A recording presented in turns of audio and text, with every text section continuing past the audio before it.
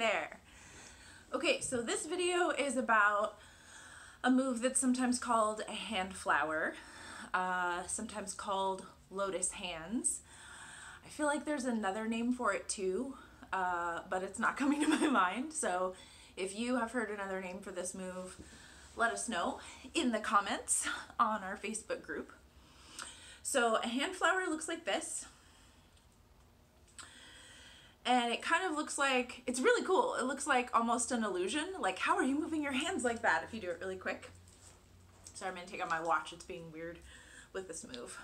Okay, so hand flower. So the first thing you can do to practice this move is do one hand at a time. So it's helpful for me if I imagine that there's something in my palm that I'm holding, and I want to keep my palm obviously facing up, because if my palm faces down, whatever it is falls because of gravity. So I'm gonna pull my hand around so my fingertips are close to my face, and then they're to my right, and then I'm gonna make a loop down, and I'm trying to keep my palm still facing up, so my fingertips are pointed to the left. And now I gotta lift my arm a little bit so my fingertips are pointed toward me again, and then to the right. So that was the bottom loop. Now we're doing the top loop again. This is kind of where we started. I'm trying to keep my palm mostly facing up. It's kind of sideways right now because of how my arm works. So fingertips to the left, pointing toward me. This is where we started. To the right, and then down, fingertips to the left, toward me, to the right. Fingertips to the left, me, right, left, me, right. So it kind of feels like two loops, like a figure eight. So if you imagine you're making a circle around a ball here, and there's another ball farther down. So here's a circle around the top ball and a circle around the bottom ball. That's what she said.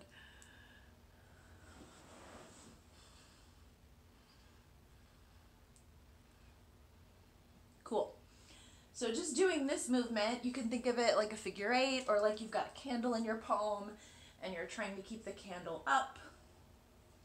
Those are two visualizations that might help. So same exact thing with the other hand. You want to practice. And so I should have mentioned, what we're doing in this video is a figure eight that goes this direction. This direction. Okay, so with the left hand, here's my top circle. Fingertips are to the left, me, right. And now I'm dipping down. My elbow comes up so I can keep my palm facing up. Fingertips are to the left, pointing to me, and to the right. Left, me, right, left, me, right. Circle around the top ball and the bottom ball. Top ball, bottom ball. One more visualization that might be helpful. Imagine that your index finger is a pen, and you're gonna write a figure eight with your index finger. If you're moving your hand through space, your index finger is writing, and you're supposed to always lead with your index finger. So we're never gonna move our hand this way. That's leading with the pinky.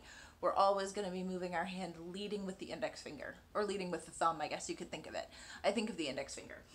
So my index finger is making a circle up, and then finishing the figure eight coming down. I need to lead with my index finger, right? Figure eight for the top part and the bottom part. Top part, bottom part. So practicing this movement over the course of a few minutes or a few days, getting that in your muscle memory, will really help when you try to put both hands together. Because if you are concentrating on both hands and there's no muscle memory yet, there's a lot to think about. So here's the whole thing put together. And like with any layer, you might have better luck just starting off with both hands and trying the full thing. Everybody learns layers differently. And this is kind of a layer. You're doing two things with your hands. Okay, so I'm gonna start with my wrists touching, the front of my wrists. I'm beginning, if you think about the figure eights that we just did, I'm beginning with my left hand. It's pointing to the left and it's gonna go up. And now it's going to the right, and here I'm gonna roll my wrists so that it's the back of the wrists that are touching, and I'm making the bottom loop. Sorry, you couldn't really see that. So here it is from the back, sort of. Front of the wrists are touching, back of the wrists are touching. Front, back. Front, back of the wrists, front of the wrists, back of the wrists.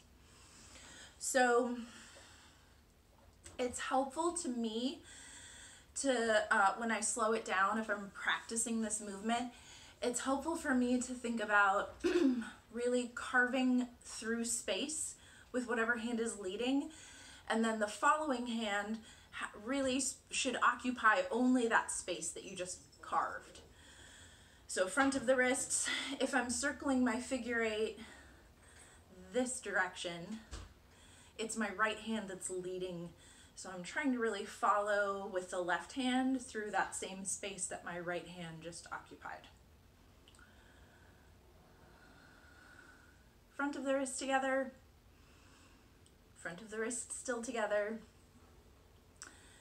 Sort of side, we're transitioning to back of the wrists together, back of the wrists together, back of the wrists together, transitioning to front of the wrists together, front of the wrists together. So hopefully one of those visualizations or walkthroughs help you with this move.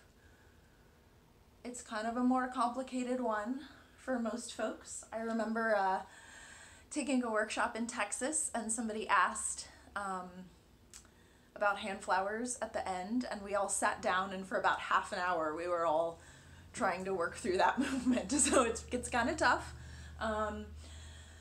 Hopefully something helps. If you are